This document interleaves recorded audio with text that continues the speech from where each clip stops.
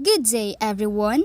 In behalf of my group, I am Erica Nantes, your speaker for today about nitrogen cycle. Nitrogen is everywhere. Gas makes up about 70% of the Earth's atmosphere by volume, far surpassing what we often think of as air. But having nitrogen around and being able to make use of it are two different things. Your body and the bodies of other plants and animals have no good way to convert into a usable form.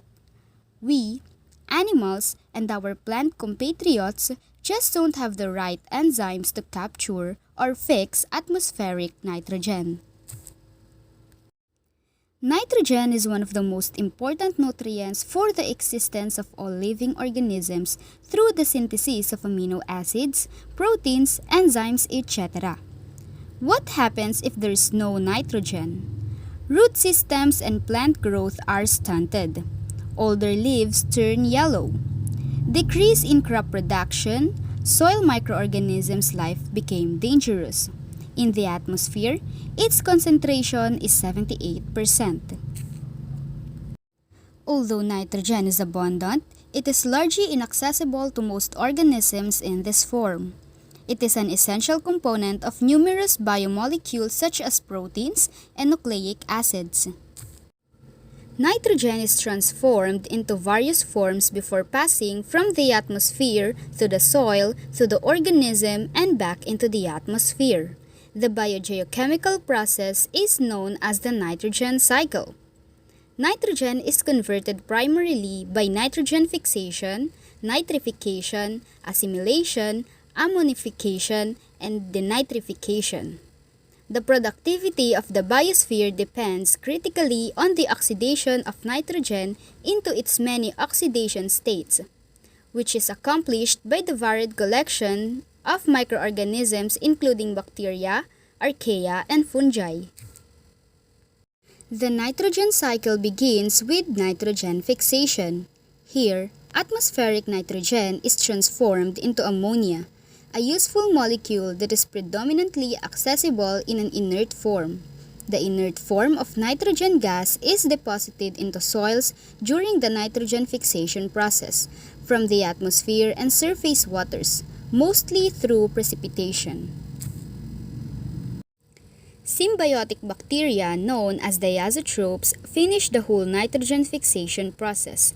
A significant part of this process is also played by Azobacter and Rhizobium. The nitrogenase enzymes found in these bacteria can combine gaseous nitrogen and hydrogen to produce ammonia. Either atmospheric fixation, a natural phenomenon in which lighting energy splits nitrogen into nitrogen oxides, which are then utilized by plants, or industrial nitrogen fixation, a man-made alternative that is used ammonia as an aid in nitrogen fixation. The direct combination of nitrogen and hydrogen produces ammonia. It is then turned into numerous fertilizers, including urea, or biological nitrogen fixation, where bacteria such as the rhizobium and blue-green algae convert the unusable form of nitrogen into more useful compounds. These microbes fix these nitrogen compounds in the soil. All of these types of fixations are the ways where nitrogen fixation can occur. After nitrogen fixation, nitrification takes place. The presence of microorganisms in the soil converts ammonia to nitrate throughout this process. Aerobic bacteria use oxygen to convert these compounds. Nitrites are generated by the oxidation of ammonia by Nitrosomonas bacterium species. Nitrobacter then converts the nitrites generated into nitrates, a type of nitrogen that plants incorporate into their tissues. This reaction provides energy for the bacteria engaged in this process. The conversion from ammonia to nitrates into nitrites is critical since ammonia gas is poisonous to plants. Nitrates also are metabolized by the nitrifying bacteria, which are especially active in waterlogged anaerobic soils. The action of this bacteria tends to deplete soil, nitrates, forming free atmospheric nitrogen. The process of nitrification is important to plants as it produces an extra stash of available nitrogen that can be absorbed by the plants through their root systems.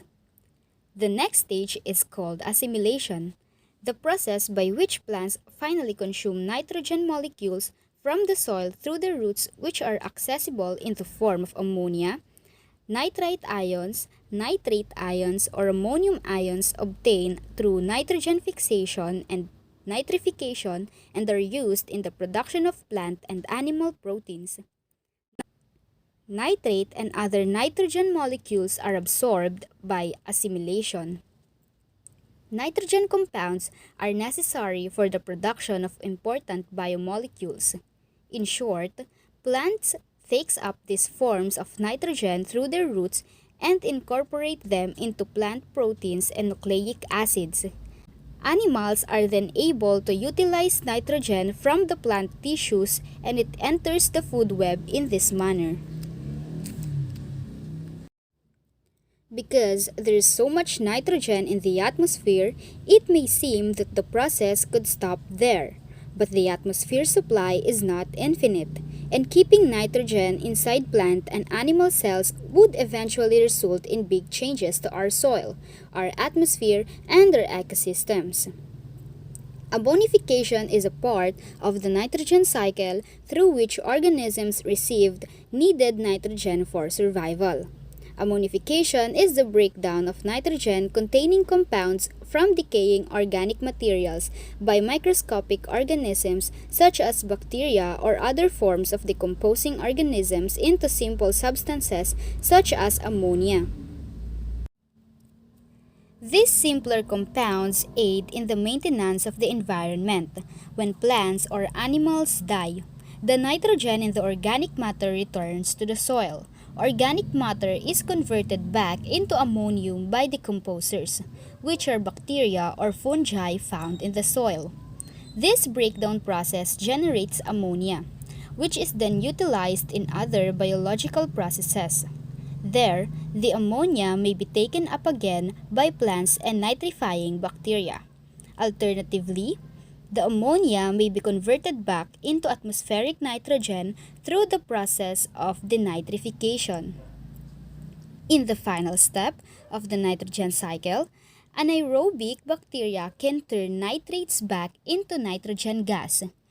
This process must happen in the absence of oxygen.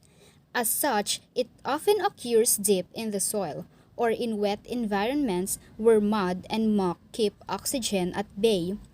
Denitrification is the process by which nitrogen compounds return to the environment after being converted from nitrate to gaseous nitrogen. Denitrification is carried out by denitrifying bacterial species such as Clostridium and Pseudomonas, which consume nitrate to get oxygen and produce free nitrogen gas as a byproduct. You might ask, what is the importance of nitrogen cycle?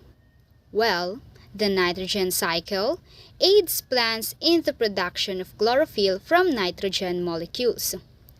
Second, the biochemical process aids in the conversion of inert nitrogen gas into a useful form for plants. Bacteria help in the decomposition of animal and plant materials during the ammonification process, which indirectly helps to clean up the environment. Nitrogen is an essential component of the cell, forming several crucial compounds and biomolecules. Nitrates and nitrites are released into the soil, which helps in enriching the soil with the necessary nutrients required for cultivation. Nitrogen is also cycled by human activities such as the combustion of fuels and the use of nitrogen fertilizers.